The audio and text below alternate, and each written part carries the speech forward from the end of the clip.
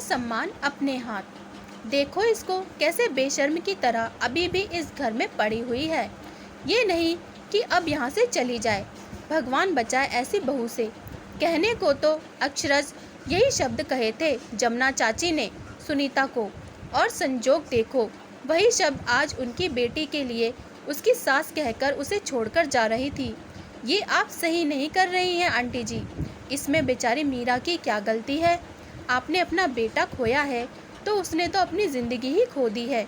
ये दर्द मुझसे बेहतर कौन समझ सकता है? मीरा को आप इस तरह मायके की दहलीज पर छोड़कर कैसे जा सकती हैं? सुनीता ने कहा। तुम कौन होती हो हमारे बीच में बोलने वाली? एक पड़ोसन का इतना दखलंदाजी करना अच्छा नहीं है। कहकर मीरा की सास चली गई। सुनीता मीरा को सांत्वना देते हुए उसे जमीन पर बिलखते देख गले लगाते हुए बोली, मीरा चलो कमरे में। जमुना चाची सुनीता को देख नजरें चुरा रही थी। उस दिन से ही वो सुनीता की आंखों से गिर चुकी थी जब वो उसे ताने देने से बाज ना आती। ऊपर से उसकी ही सास ससुर को सुनीता के अपशगुनी होने की बात कहकर कान भरती रहती। मीरा को उसके कमरे में छोड़कर सुनीता अपने घर आ गई।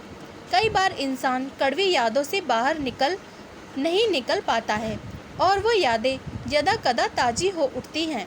शादी करके सुनीता जब परम की दुल्हन बनकर आई तो पड़ोस में रहने वाली जमुना चाची उसकी खूबसूरती की तारीफ करते ना थकती।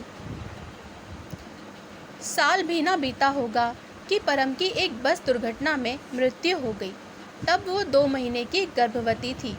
सास ससुर का इकलौता बेटा चल बसा था। अब इनके लिए जो थी वो सुनीता और उसका होने वाला बच्चा, और सुनीता के लिए सास ससुर की जिम्मेदारी जिसे ना तो वो छोड़कर जाना चाहती थी ना उसके माता पिता उसे ये करने देते। हाँ, वो बेटी को पूरा सहयोग करते थे, पर जमुना चाची को सुनीता का यहाँ रहना रास ना आ रहा था। उनके ताने सुन सुनकर सुनीता नज़रअंदाज तो करती रही, पर पहले वाली इज्जत अब वो उन्हें चाह कर भी नहीं दे पा रही थी। समय अपनी रफ्तार से चल रहा था। सास ससुर भी सुनीता के सेवा भाव और उसके बेटे को देख अपनी जिंदगी काट रहे थे।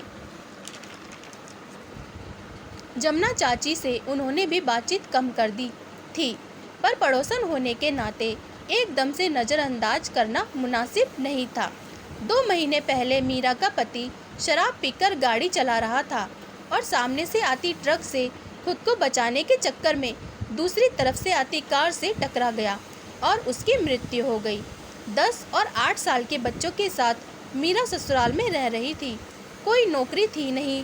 घर खर्च चलाना मुश्किल होता देख मीरा की सास उसे अपने घर जाने के लिए कहने लगी, पर मीरा चाहती थी बच्चों के साथ ससुराल में ही रहे। इसलिए मीरा की सास उसे ज़बरदस्ती मायके ले आई। और जब सुनीता के साथ और लोगों ने पूछा कि आप ऐसा क्यों कर रही हैं, ये आपके घर की बहू है और ये पोते पोती इन्हें अपने साथ ही रखिए, तभी मीरा की सास ने वो वक्तव्य कहे थे जो सुनीता के लिए जमुना चाची कहा करती थी। बहू क्या हम अंदर आ सकते हैं? दरवाजे पर ठक ठक के साथ जमुना चाची की आवाज़ सुनाई दी और सुनीता यादों से बाहर निकल आई। आ जाइए, कहते हुए वो बिस्तर से उठ बैठी। अब क्या बाकी रह गया चाची जो सुनाने आई हैं? सुनीता पूछ बैठी। जानती हूँ बहू, तेरी आंखों में मेरे लिए कोई सम्मान ना बचा है। मैंने कर्म ही ऐसे किए हैं। पर जब आज तुमने मीरा के लिए कहा तब समझ में आया कि मैं कितना गलत बोल रही थी। हो सके तो अपनी जमुना चाची को माफ़ कर देना। कहते हुए जमुना चाची रो पड़ी। माफ़ी की कोई बात नहीं है चाची, बस मन दुखता था,